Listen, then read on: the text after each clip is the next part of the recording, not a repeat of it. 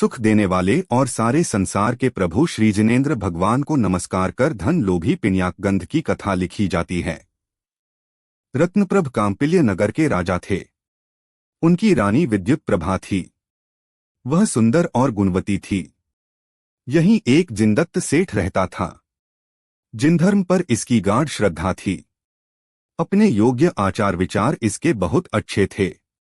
राजदरबार में भी इसकी अच्छी पूछ थी, मान मर्यादा थी। यहीं एक और सेठ था। इसका नाम पिनाकगंध था।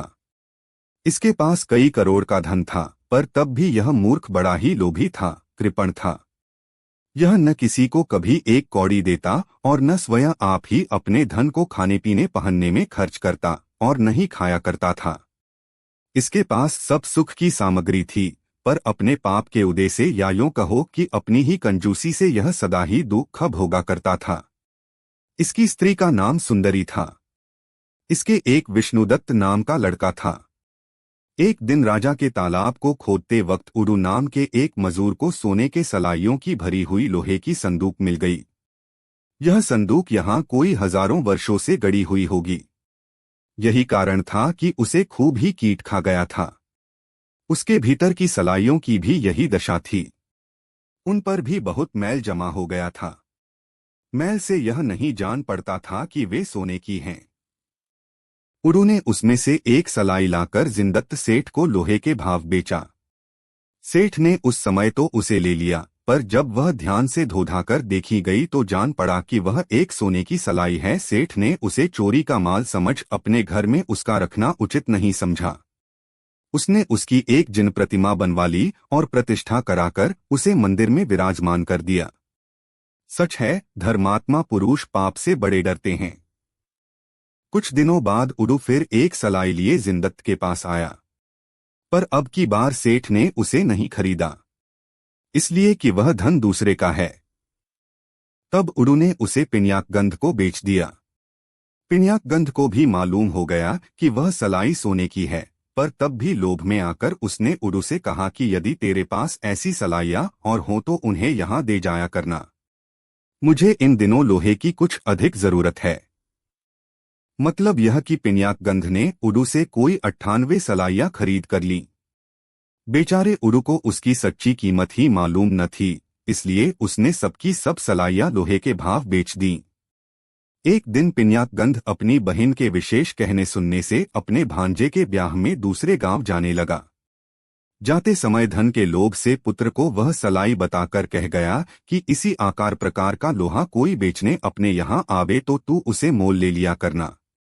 पिनाकगंध के पाप का घड़ा अब बहुत भर चुका था। अब उसके फूटने की तैयारी थी। इसीलिए तो वह पाप कर्म की जबरदस्ती दूसरे गांव भेजा गया। उडू के पास अब केवल एक ही सलाई बची थी। वह उसे भी बेचने को पिनाकगंध के पास आया, पर पिनाकगंध तो वहां था नहीं। तब वह उसके लड़के विष्णुदत्त के हाथ सलाई लेकर बोला, आपके पिताजी ने ऐसी बहुतेरी सलाइयां मुझसे मोल ली हैं।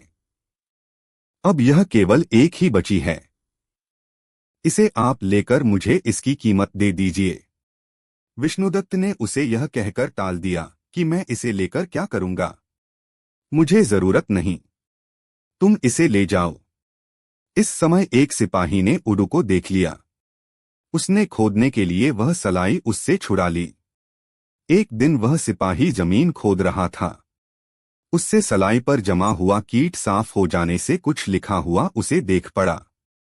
लिखा यह था कि सोने की 100 सलाइयां संदूक में हैं। यह लिखा देखकर सिपाही ने उडू को पकड़ लाकर उससे संदूक की बाबत पूछा। उडू ने सब बातें ठीक ठीक बतला दी। सिपाही उडू को राजा के पास ले गया। राजा के पूछने पर उसने कहा कि मैंने ऐसी 98 सलाइयां तो पिनाकगंध सेठ को बेची हैं और एक जिनदत्त सेठ को। राजा ने पहले जिनदत्त को बुलाकर सलाई मोल लेने की बाबत पूछा। जिनदत्त ने कहा, महाराज, मैंने एक सलाई खरीदी तो जरूर है, पर जब मुझे यह मालूम पड़ा कि वह सोने की है तो मैंने उसकी जिन प्रतिमा बनवा ली। प्रतिमा मंदिर में मौजूद है। राजा प्रतिमा को देखकर बहुत खुश हुआ। उसने जिनदत्त को इस सच्चाई पर उसका बहुत मान किया, उसे बहुमूल्य वस्त्राभूषण दिए। सच है, गुणों की पूजा सब जगह हुआ करती है। इसके बाद राजा ने पिन्याक गंध को बुलवाया, पर वह घर पर न होकर गांव गया हुआ था। राजा को उसके न मिलने से और निश्चय हो गया कि उसने अवश्य राजधन धोखा देकर ठग लिया है। राजा ने उसी समय उसका घर जब्त करवाकर उसके कुटुंब को कैदखाने में डाल दिया, इसलिए कि उसने पूछताछ करने पर भी सलाइयों का हाल नहीं बताया था। सच है, जो आशा के चक्कर में पकड़कर दूसरों का धन मारते हैं, वे अपने हाथों ही अपना सर्वनाश करते हैं। उधर ब्याह हो जाने के बाद पिन्याकगंध घर की ओर वापस आ रहा था। रास्ते में ही उसे अपने कुटुंब की दुर्दशा का समाचार सुन पड़ा। उसे उसका बड़ा दुख हुआ। उसने अपने इस धनजन की दुर्दशा का मूल कारण अपने पावों को ठहराया, इसलिए कि वह उन्हीं के द्वारा दूसरे गांव गया था।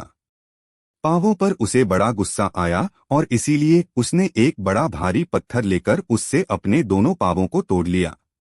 मृत्यु उसके सिर पर खड़ी ही थी। वह लोभी आर्तध्यान बुरे भावों से मरकर नरक गया।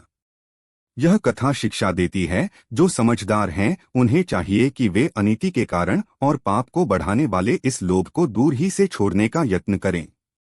वे कर्मों को जीतने वाले जिन भगवान संसार में सदाकाल रहें, जो संसार के पदार्थों को दिखलाने के लिए दीपक के समान है, सब दोषों से रहित हैं, भव्य जनों को स्वर्ग मोक्ष का सुख देने वाले हैं, जिनके वचन अत्यंत ही निर्मल या निर्दोष हैं, जो गुणों के समुद्र हैं, देवों द्वारा पूज्य हैं और सत्पुरुषों के लिए ज्ञान के समुद्र हैं।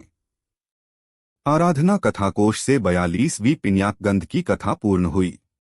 जिनवाणी माता की जय।